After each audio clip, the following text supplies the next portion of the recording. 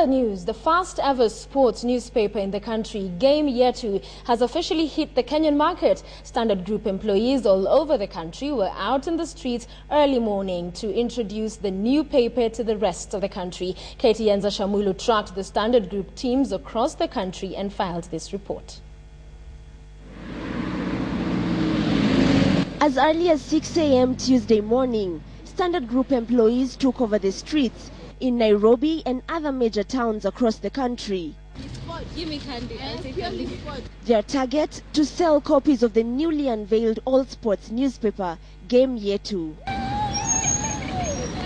In the beginning, the staff members engaged potential readers.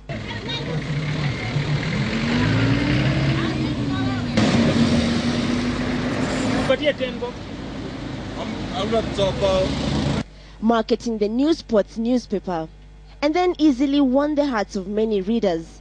And when need be, they ran after their customers. No one was left behind. The company's directors, managers, journalists, sales executives, administration staff, photographers and members of other departments were out on the busy roads countrywide promoting this first ever sports newspaper published in Kenya. Give me change. Standard Group's Chief Executive Officer Sam Sholei was also upbeat, making sales for the company. And after a while, the public had completely warmed up to Yetu. We need to shift the debate, the conversations in our society from politics, and we look at things that are more interesting, the things that unify us, and sport is the single most unifying issue in our country. The target for us is the youth and those who love sport.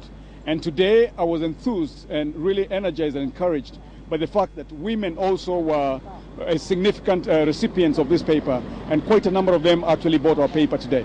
We were here at 5:30 in the morning. So far so good. I've sold like about 20 copies. What began as a gloomy Tuesday morning for motorists stuck in traffic turned out to be an exciting and colorful day. Some were merely happy to recognize the familiar faces. Yetu, which will be on sale every Tuesday and Saturday, is a one-of-a-kind all-sports newspaper laced with the latest sporting action from the local and international scene. Apart from the sports, Yetu readers will also get all the latest gossip on their favorite sports champions. And we hope that as this paper settles down, it changes the conversation about sports. We start to focus more on our football, the things that we don't do right, the things we do right, and in other areas of sports. The unveiling of Yetu is just the beginning of exciting and game-changing ventures that Standard Group is undertaking. In just a couple of hours, Standard Group employees have been able to sell hundreds of copies of this new newspaper. And I'm here with my colleague Betty Kello, and I want to see just how good her sales skills are. So I'm going to challenge her to sell at least one copy to our passers-by. Asha, I've actually sold 8 already. Prove it. All right. And this is definitely a tough job. This is tough. Let me try this gentleman. We're from the Standard Group. I'm Betty Kello, she's Shamulu, and we're selling this all-sports newspaper, Yetu, just for 30 shillings. Sports zote, EPL, KPL, Italian Serie, zote ziko hapa ndani for 30 shillings peke yake. Okay. Yes.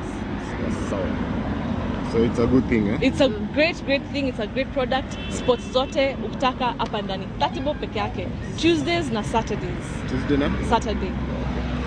So in just a couple of minutes, Betty has been able to sell one copy. You see, it's on demand. Get your copy every Tuesday. For KTN, I'm Shamulu in Nairobi. Very nice job. Good job, guys. Betty Kello there. Her sales skills, very good. I was holding my breath when she was talking to the guy thinking, oh, please buy it, please buy it. Very good job. Nice to see the Standard Group family out there selling the paper. I hope you got yourself a copy. If not, they're still out there. You can still get yourself a copy of Yetu.